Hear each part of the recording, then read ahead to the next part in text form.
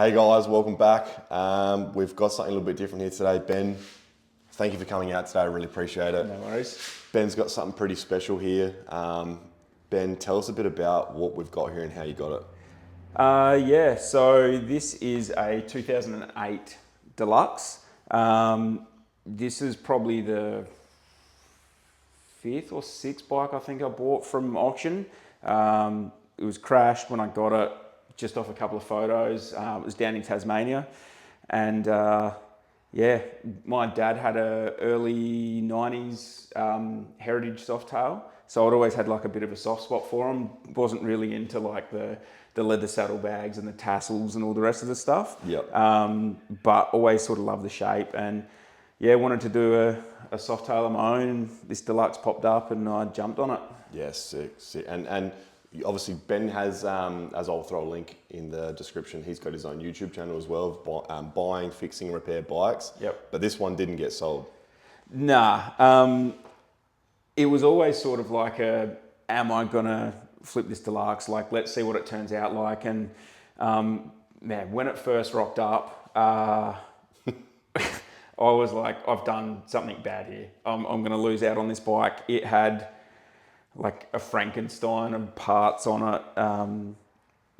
And because it was smashed, I just thought, I'm just going to backload it into this furniture truck because, I mean, it's already scratched. I'm going to get it painted. Who cares? Yeah, sure. When it came out, it was like, oh no. Too far gone. Oh, and there was just bits like the rear guard was this weird fiberglass thing and it had random holes drilled in it. And what I couldn't see in the photo, so like when you buy an auction process, there's just maybe 7 or 8 photos. They've gotten better now, but back then you couldn't even zoom in on them, so they're like these shitty photos.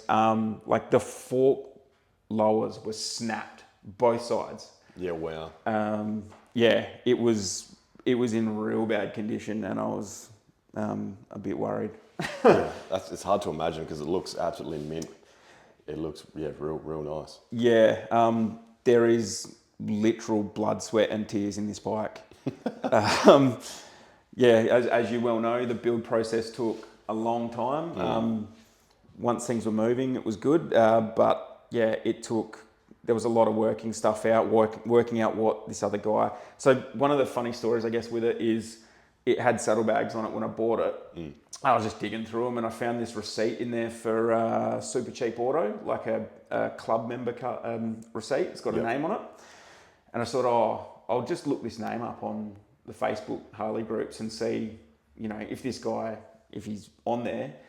Found it, flicked this guy a message, just like, hey, just random question, did you happen to own this bike? And found the old owner. So he was actually a really nice dude, told me a bit about what happened. A car pulled out on him and he T-boned it. Yeah, shit. And then, he was pretty nice, told me a bit of a rundown, sent me the tuner for it, which he didn't have to do. Super nice. So, yeah, that's good. That's lucky. Yeah, it's good. Like, there's people like that in the community that still exists. So, shout out to that guy. We'll dive into the bike and we'll show you guys around it, and there'll be little snippets, as you'll probably see, just coming through of what it was like, and we'll go front to back on the bike just now. Obviously, there's a lot to talk about. Starting at the front, Benny, walk us through what we've done here and what we've got. Yeah, so I wanted to do like the fat 21-inch rim on it. Yep. I think it comes standard with a 1816. Yep. The 21, like the way it just feels out that guard, it needs to be there. Yeah. I couldn't find any. I bought this in like peak COVID. So there was no one making anything. There was nothing happening. So I ended up having the rim custom made by this guy in Queensland. Yeah, wow. I used the existing hub, got a spoke kit, and then pulled all the old stuff out, laced it. I had to trim the dog bowl down on the lathe to make it clear the spokes because the angle changes. Yeah, wow. So that was fouling and had to just keep taking off bit by bit. Yeah, sure. Then just sort of a brake disc on it. I was trying to do this on a bit of a budget as well. So a lot of time spent on Marketplace, Gumtree, just trying to find good deals on stuff. I ended up buying the lowers off a dude somewhere in Adelaide, picking them up, so saved a bit of money there. Changed the lights for LED sort of stuff. Yeah, they're nice. Yep, and then rewired it. So the wires normally for all of these stuff hang down, so I'll just sort of put them all into the one thing and then sort of heat shrunk it so it tidies it up a bit. Yeah, that's nice. Yep. Bedroll just sort of fits with the look of the bike. Yeah, definitely. Then the bars, again, were another marketplace find. Same with the chrome switch block. Grips are just the Vans grips that sort of match. I had this vision in my head of like the colours and stuff, and they sort of go with everything. My dad custom made the leather straps, the bib, and the little seat protector. Yeah, they tie in nice. Those colours tie in nice. Yeah, it has faded quite a bit. You can see like the original colour underneath. Oh, yeah. So, yeah, you can see. But it is what it is. Yeah. So moving on, crash bar was another marketplace find, driving out to Malala or something to pick that up one night. Yeah, wow. So it's really, the bike was like mainly so far just built from secondhand parts and stuff. Pretty much. Yeah, that's sick. Because those fork legs look brand new. Yeah, they were a brand new takeoff. Oh, so okay. yeah. What else? Oh, I got the tubes off. The tubes were all new, and then the internal parts, I rebuilt them properly. Yep. Moving on from there, the tank, that decal was a guy on Instagram, and he used to do all these wicked decals. I actually ordered a different one, and then he posted that one a couple of days later, and he hadn't sent my order, so Yep. I changed that, and that sort of inspired the colorway for the whole bike. Yeah, yeah. I wanted to do this color anyway, but yeah, when that got here, I'm like, yeah, that's definitely sealed the deal.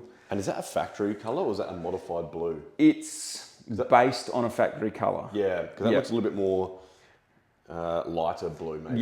Yeah. So I was looking for this color, and it was looking a lot more vibrant in heaps of photos. And then I realized I had vibrant on my phone when I was researching the color. Yep. Because I was getting these photos back when I was talking to you guys about the color, going, oh, I don't think it's right. And then actually went in and went, no, that's the proper color. So Yeah. I think we turned the vibrance up in the paint a little bit, and the guys nailed it.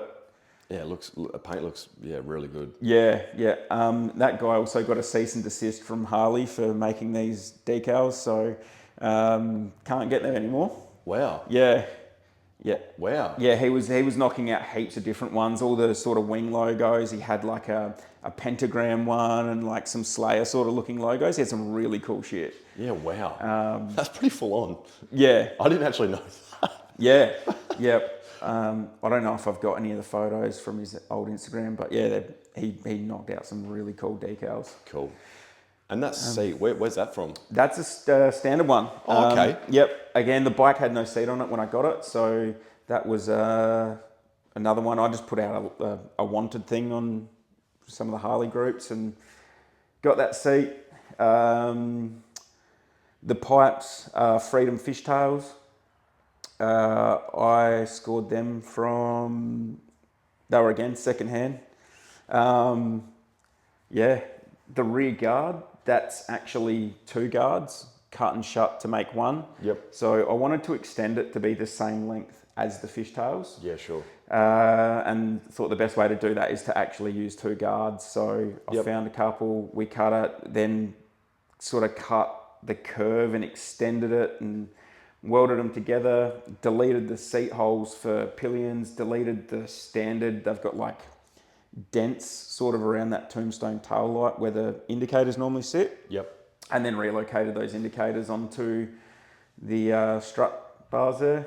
Yep. And put some rocket ship looking indicator lenses on them. They're really cool. They make the bike. Yeah. That's from a mob called Custom Craft. Yep. Then I put a slam tail in it, so it doesn't ride this low all the time. She dropped out at the moment. Yep. But I was going to say, those pipes would definitely hit if you rode like that.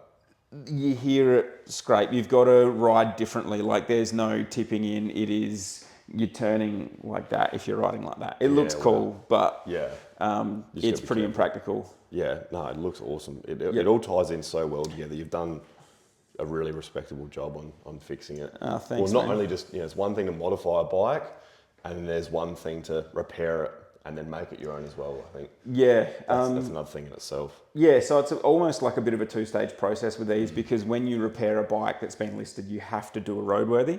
So you've got to build it to a roadworthy standard. It didn't go through with those bars on it. It didn't go through with the back end of the pipes. At least I still had the fishtail setups, but I just put twin mufflers either side, the standard ones. It didn't have that wheel. It had the standard front wheel. Yeah. So yeah, it's almost like a sort of two-part build in a way. And that's tough. It's a lot of labour. A lot of labour. Yeah, it does sort of duplicate things a bit, but yeah. And the motor, is that pretty much standard? I think you were saying just had a cam in it? Yeah, the guy told me it's got a 211 cam. Because I've changed the pipes, when I got it, it had big rads. Yep. The ground pounders. Yep. Leaf blowers. Yeah. Not really my thing, but it needs a tune with these fishtails on it. Sounds good. But yeah, we'll get it on the dyno and make it run a bit better, I think. Yeah, nice. And if there's a lot done, and I don't know what your plans are, but if you were to do one, anything different, or two, anything in the future that you want to get done? I would have extended the front guard, I think. Yep. Just to sort of time with the length of the back one. I'm considering doing something to the engine. Yep. But we'll see. I mean, it's just a healthy little 96. It doesn't need to go fast, man. And this thing's made to be, like, you go fast, less people are going to see it. And this bike is a show-off bike, so... That's a good I like that. Yeah. I like that. No, it's an excuse for going slow. No, I like that. Yeah. I like that. There is still some stuff that needs addressing, like the derby cover on this side. The primary cover on this side. It's got scratches on the bottom. Yeah. You obviously don't really see it. No. The floorboards are the floorboards that were on it when it got scraped. So you can see on the back part of them, they're pretty scuffed, and there's a dent in the oil tank. Like, this is me owning the bike, being picky, going over things that I know still need addressing. Yep. And I'd want to flick that air cover off and put a different one on it. But apart from that, man, it's pretty much built to exactly what I wanted to build. This is the vision that I had when I started building it, and it's pretty well there. And what would you say would be the hardest part of building this bike? Man, just getting something that someone else had done things to and I didn't know. Like, it had this wide rear end on it, and I'm going, well, I can't put standard guards on it now. So I had to swap the struts over, swap this the swing arm over. Just the unknowns. Like, I literally sat there referencing part numbers and working out what things were. And after I sort of found out I could swap them over, I felt a little bit better. But that and the time.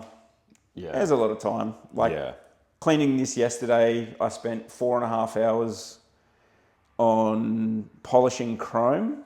Like a wash, because you've got to strip it, right? You take the bedroll off, you take the leather off, seat off, wash, polish the chrome, 3-stage polish. And then this morning I even had to wash the white walls with sugar soap. So, like, a bike like this is not like my black Dyna that you can just beat on and put it back in the shed and it looks all right. Yeah, no, I get it. Yeah, that's insane. That's crazy. And Benny does live along the coast, so he is fighting probably a bit of corrosion, maybe a bit of salt in the air, making that process probably come a bit quicker. But I mean, I try and do what I can, but it is what it is. No, the bike looks absolutely mint, and like it's definitely a cool bike. It's something different. I hope you guys do enjoy it. It's a bike that I really enjoy seeing and looking at.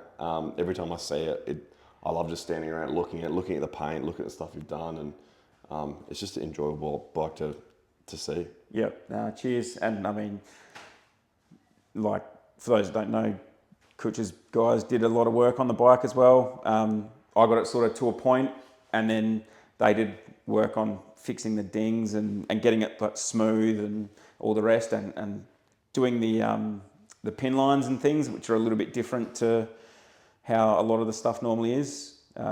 Just the way that they sort of listened to what I wanted to do, and that I mean, it speaks for itself. Yeah, no, it looks awesome. Benny, thank you so much for coming out. Too easy, mate. Thank you for spending 4 hours polishing it. I really appreciate it. He said he was polishing it. I didn't realise it was that long. No, it was the kick up the arse that I needed to actually do it. Yeah, and hopefully you can get some good miles out of it before the winter hits and actually enjoy it while it's looking pretty schmick. But no, hopefully you guys enjoy something different on the channel.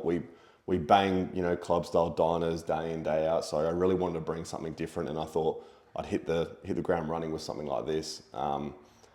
Benny's a really good mate of mine. He's got a channel fixing bikes. So if you want to jump on his channel, he posts when he can, and he's another local YouTuber just like us, just looking to see where we can go with it. No real direction, just having fun and enjoying the scene. And as I said, like with the community, buying parts and dropping videos. He's got some really good content on fixing the bikes, and including this bike. And jump on his channel, give him a follow, and watch his stuff as he posts it too.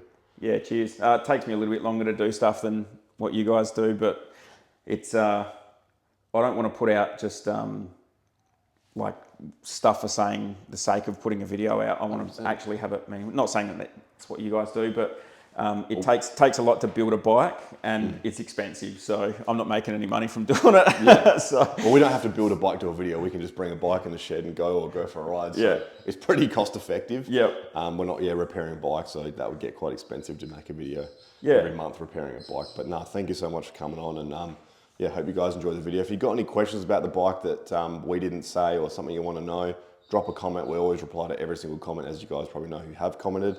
And we'll see you guys in the next one.